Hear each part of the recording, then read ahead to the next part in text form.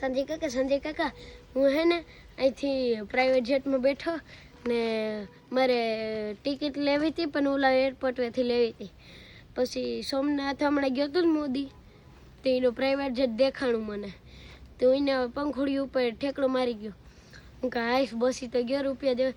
તો પછી એને આડો કાઢવા હે ને બારોબર નીકળ્યો કે મને દેખી ગયો, પ્લેન હેઠે ઉતાર્યું ને પાછો મને ઉતારી દીધો. પછી પાછું ટેક ઓફ થયો ને તે પાછો બેસી ગયો. પછી સોમનાથ પગી ગયો, અહીંયાથી બધાને મળીને પાછો ભાગ્યો ને તે પાછો બેસી ગયો. પછી રાજકોટ ગયો ને ત્યાંથી બેસી ગયો. પછી આમ ભાગ્યો ને આમ ભાગ્યો તો હમણાં આવતો તો આપણું એ ઉપર વાળું દેખાણું ને તે અહીં આરેણા હતો તે ઉપર વાળ લગીને રિક્ષાને ઠેકડો મારી ગયો. કોણ તું? હા પ્લેન માંથી? હા. લાગ્યો નહીં તને? મને થોડું લાગે. પછી આગળ બોલ.